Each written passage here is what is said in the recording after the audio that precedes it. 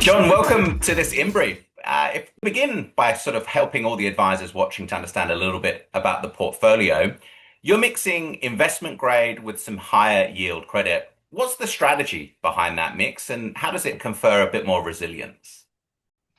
Sure, yeah, and thanks a lot for having me. So we do both investment grade and high yield bonds, and I think it's really important to have the flexibility between the two. So, in general, we're fairly balanced across the two. So we run 40 to 60% investment grade, we run 40 to 60% high yield. So we're balanced, but we do have some flexibility between the two. So, when you think about these big periods of global risk off, say for instance, April last year after Liberation Day, generally, what you see is you see credit spreads widen, but you see treasury yields fall, right? And that's because treasury yields tend to fall because there's this flight to safety. So everyone's buying sovereign bonds, say U.S. Treasury bonds, and then also investors start to price in a greater chance of interest rate cuts. If there's some big macro risk and that leads to weakness in the economy, obviously the Fed's going to be more likely to cut. So generally, actually, what you see in those periods is investment grade bond prices can go up, especially in the first innings of those risk off periods. And so, often what we'll do is when we see those risk off periods, high yield tends to be a bit more sensitive to macro sentiment, risk sentiment. So those might be weaker than the investment grade bonds, but often what we'll do is we'll start to sell some of our investment grade holdings that have actually gone up in those risk off periods, and then we rotate that into high yield. And so that's typically what we've done in those, again, big macro sell-offs, and that's allowed us to generate, higher returns in the market in those periods. Excellent. And evaluating the opportunity set, John, how do you distinguish with what you think is a mispricing, something that's event driven? How do you try to reconcile when the time is to invest? Sure. So we have two main buckets in our long strategy. So we have value and event driven. So value, we're really looking for mispriced credits. Where the yield on offer is higher than where we think the fundamental value is. So, we may be buying something that's a 9% yield that we think should be trading at 7% based on, all the work that we've done from the bottom up perspective, and then also comparing that to other credits that are trading in the market. And if we buy into that and it reprices, we're happy to recycle that into the next idea. So that is a very actively managed strategy. And, really in this strategy, we're doing this, deep fundamental work and looking for improving credit profiles. So, these companies that are generating cash, they're paying down debt, they're reducing gearing over time.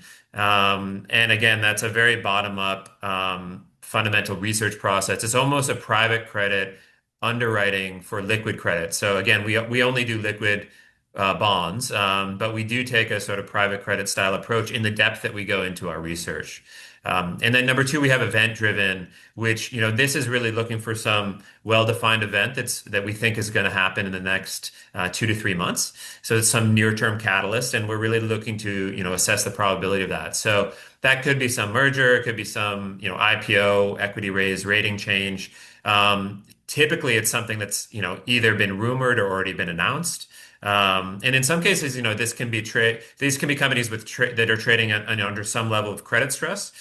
So the market is pricing in some chance of default, but that we think have a very strong chance of making it through and not defaulting. And so, we don't get into distress situations at all. So we don't buy into any credits that have already defaulted or that we think are likely to. I did do some distress at my previous role, but so I do have that experience. But I think the return on time is not very attractive, and particularly in this region. And a lot of these situations take a lot of time to play out. So, but we do find a lot of opportunities for companies that have been trading at say 70s, 80 cents on the dollar. So there is some credit stress being priced into the market, but we think based on our fundamental work have a very strong chance of repaying. Excellent. You touched on risk profiles. So convertible bonds, they sit sort of on that edge of equity and credit. That's something that you look to deploy. Can you capture how you think about the optionality there? But clearly, you don't want to overcomplicate things, particularly in terms of your risk profile. Yeah, absolutely. So convertible bonds are something we do opportunistically. I think they can be a really interesting source of outperformance. But first of all, I'd say we don't take any equity sensitivity. So, that we manage in a couple different ways in the convert space. So, it's the biggest part of this strategy is where we're buying busted converts. We call these busted converts, where basically the yield on the convertible bond is at or higher than where the normal bonds are trading for the same issuer. The normal bonds, of course, don't have any convertibility features. And so effectively, we're getting the equity upside optionality for free. We're not paying anything for that. And, the bond is not sensitive to moves in the stock price at all. So really what we saw in, the regional equity market weakness in Asia, particularly from 2022 to 2024, we found a lot of great opportunities in this space. Because, effectively, this is getting a little bit technical, but, the convertible arbitrage players are the main sort of natural holders for these convertible bonds. And so they're, basically own the convertible bond and then they have the short of the stock against that. But when the delta gets so low, so the stock has gone down and the delta, which is, the term for the equity sensitivity in the convertible bond, that gets so low, they effectively unwind the trade. So they're selling the convertible bond and that's again, putting selling pressure on it. And a lot of the normal mutual funds that own bonds, they can't own convertible bonds. So it has to get to a yield where someone like me would be interested. So that's kind of this technical anomaly where, we were buying, we did a lot of things in this tech space, Asia Pacific tech, across Southeast Asia, China, Australia. One of them, we were buying the bonds at 8% yield and the convertibles when the normal bonds were trading at 6.5. So, effectively you're getting sort of 1 to 2% higher yield. And then, of course, the equity upside optionality for free. So, the other way we play it is in capital markets. And that in general, a lot of these are trading up 2, 3, 4 points on the first few days of trading because issuance has picked up a lot this year. So we're finding a lot of good opportunities there. So, John, liquidity and volatility are at the forefront for a lot of clients and a lot of their advisors. How do you try and reconcile those phenomena, but also trying to keep your portfolio nice and opportunistic, nice and nimble? Yeah, absolutely. I think when we talk about risk and volatility, we really think of four main risks. So it's market risk, credit risk, interest rate risk, and currency risk. So I might just touch on each of those quickly. So currency risk, we don't take any currency risk at all. So we have different share classes and vehicles in our strategy. We have a US dollar class, we have a Japanese yen class, and we have an Australian unit trust.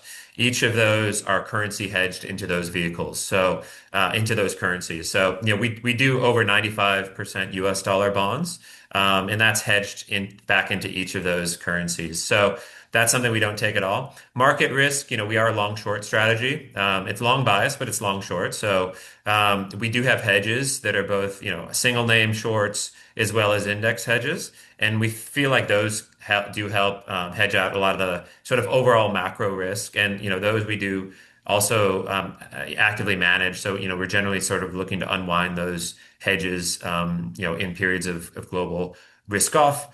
Credit risk, I think in investing, you really have to take obviously some risk to earn a return above the risk-free rate, right? I think the key is to isolate what risks you want to take and to avoid the risks that you're not comfortable taking, right? So credit risk is something that we actually want to take because we feel like, we're best in class in terms of credit underwriting and, feel our returns have backed that up. So in terms of credit risk, again, we do a lot of deep fundamental work. We know these companies in and out. We're modeling out company cash flows, balance sheets, and we only own things that we feel like have a really strong chance of repricing. So, the shorts do help in some, with the credit risk, but in a lot of cases that's something that we want to take and again, do the analysis on. Interest rate risk, we use on our investment grade portfolio, we use interest rate hedges. So we're shorting US Treasury futures against those. So that reduces obviously the interest rate impact in the portfolio. High yield bonds tend to be fairly light in terms of their interest rate risk. They're much shorter duration. So our high yield portfolio is about 2 to 2.5 years average duration. They also have higher coupon trade on cash price. So, that's how we manage the interest rate risk. Well, closing us out, for advisors watching this that are looking for diversification, what do you think makes Asian listed credit so compelling, particularly if advisors are currently allocating to the US, domestically, or even to Europe? Yeah, I think Asia credit's a really interesting opportunity for allocation. It's definitely an overlooked part of the global market. Number one, you have higher yields in this region for the same credit quality. I think that's fairly apparent, makes sense to people. Obviously, the market tends to put a higher yield for the same rating in terms of this region. But the interesting thing that I think surprised a lot of people, if you actually have lower default rates in Asia ex China historically than what you've seen in the US and Europe. And Asia ex China is the core focus of our strategy. We do a little bit of China, but it's really only opportunistic. So Asia ex China default rates over the past 20 years have been 1.4% per year in the high yield space. US is 2.7%, almost double. EU is 1.8%. So I think that surprised a lot of people. The recovery rates are also similar, what you see in Asia versus the rest of the regions. So that's obviously a mispricing and something that we'd like to take advantage of. And I think something that's quite interesting for global allocators to take a look at. You can also get equity-like returns in this region for credit with lower volatility, obviously, and it also does offer private credit type returns with real liquidity. So in that sense, I think it can and fill a lot of gaps. To the investors who are based in Australia, obviously a lot, bank hybrids have been really interesting, really a popular allocation for a lot of people in their fixed income portfolio over the last several years. Those are obviously going away. We think Asia credit does have a lot of bank capital as well that are, trading at similar or higher yields for better or similar ratings to a lot of what you saw in those bank hybrids in Australia. So I think that's another interesting angle to look at Asia. Captured so many compelling ideas, John. Thanks very much for your time and look forward to speaking to you again soon. Thanks so much. Have a good one.